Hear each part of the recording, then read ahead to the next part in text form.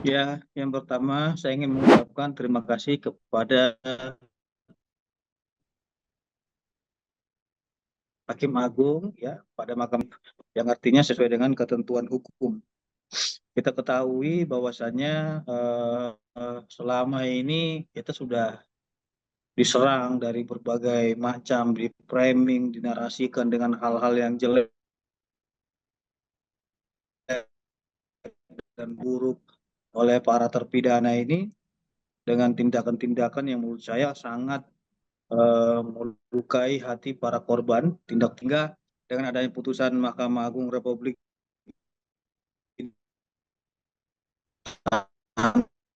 tanpa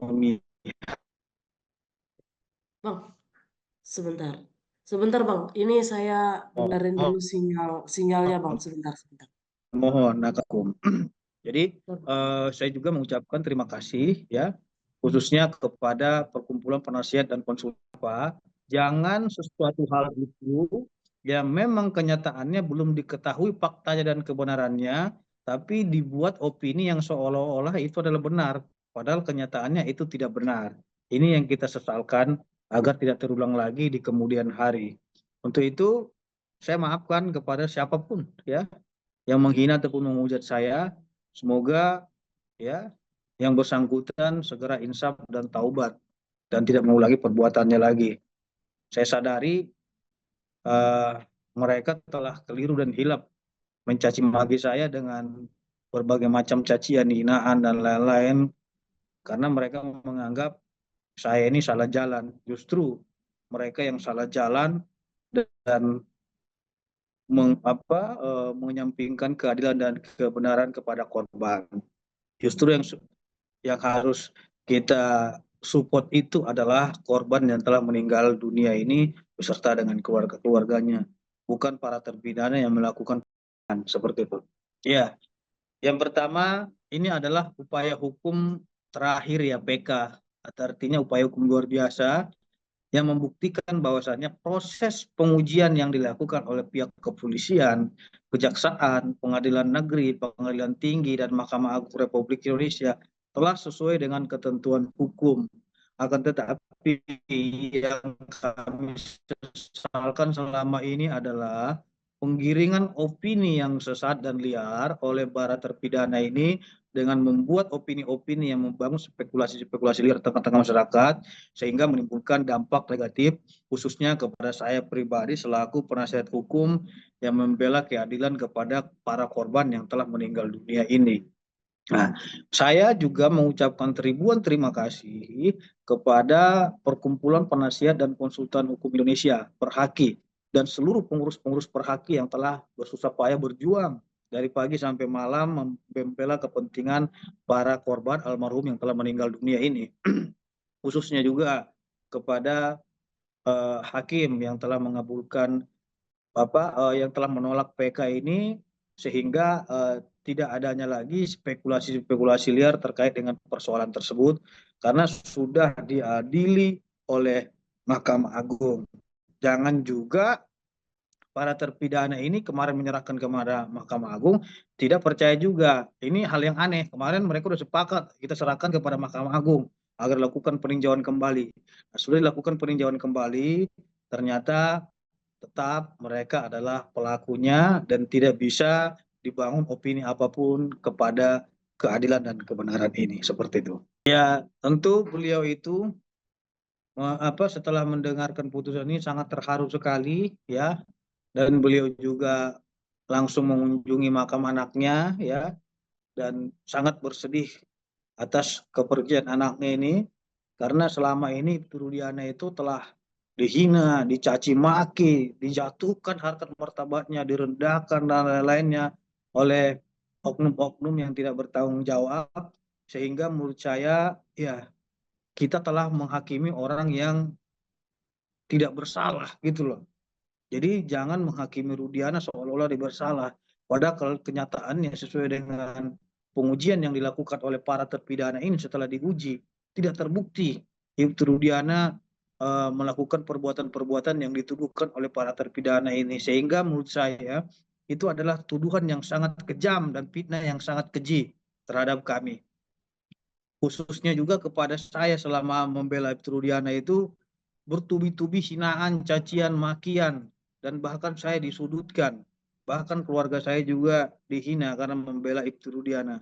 Akan tetapi saya berpendapat bahwasannya keadilan itu adalah harga mati yang tidak bisa ditawar-tawar, dan saya berkeyakinan bahwasannya klien kami Ibtu Rudiana beserta dengan keluarganya ini korban, dan saya memperjuangkan dia itu sampai titik darah penghabisan, dan alhamdulillah perjuangan kami, Perhaki dan tim pengacara lainnya itu dikabulkan, sehingga PK yang mereka ajukan itu ditolak.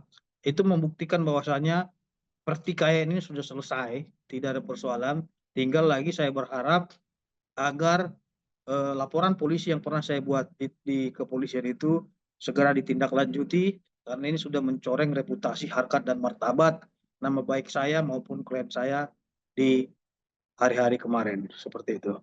Yang pertama sudah jelas dari bunyi putusan dari Mahkamah Agung Republik Indonesia itu, ya, bahwasanya juru bicara Mahkamah Agung telah menyampaikan bahwasanya tidak terpenuhinya pasal 263 ayat 2 huruf A sebagaimana yang didalilkan oleh para pemohon tadi. Bukti yang mereka ajukan itu bukanlah keadaan baru, bukanlah novum, dan bukti yang mereka ajukan itu adalah bukti yang sudah pernah diadili ataupun diperiksa sebelumnya. Nah, sehingga keakuratan itu tidak bisa dijadikan sebagai patokan ataupun dasar yang membuat hakim hilaf dalam mengambil keputusan gitu. Maka dari itu, yang saya sesalkan itu adalah opini-opini yang mereka bangun ini seolah-olah perbuatan itu adalah bukan perbuatan pidana. Bagaimana mungkin itu bukan perbuatan pidana, dan sudah jelas juga Presiden telah mengeluarkan gerasi terkait dengan kasus tersebut. Artinya gerasi itu adalah hukum tertinggi di Republik ini karena itu adalah keputusan daripada Presiden, gitu loh, yang telah menolak gerasinya juga. Bagaimana mungkin kita mengangkangi produk-produk hukum yang telah dikeluarkan oleh penguasa gitu, seperti itu. Rudiana menyampaikan terima kasih kepada saya karena telah membela beliau dengan sepenuh hati dan totalitas pro bono gitu. Terus yang kedua, beliau juga mengucapkan terima kasih kepada Perhaki, Perkumpulan Penasihat dan Konsultan Hukum Indonesia, dan seluruh tim pengacara yang telah totalitas membela beliau. Karena tanpa adanya Perhaki, saya rasa perkara ini akan diframing menjadi hal-hal yang negatif dan tidak sesuai pada koridor hukum dan sesuai pada opini-opini ataupun katanya-katanya. Ini yang kita jaga dan kita lawan dari kemarin, karena kita khawatir apabila opini ini dibiarkan, maka opini itu akan menjadi sesat, dan kesesatan itu akan menjadi suatu kebenaran gitu loh. Nah, ini yang harus kita lawan dari kemarin, dan telah terbukti perlawanan kita telah berhasil dengan PK mereka ditolak. Kalau mereka saya tidak kaget lagi ya, karena dari dulu mereka tidak percaya pada penegak hukum gitu loh.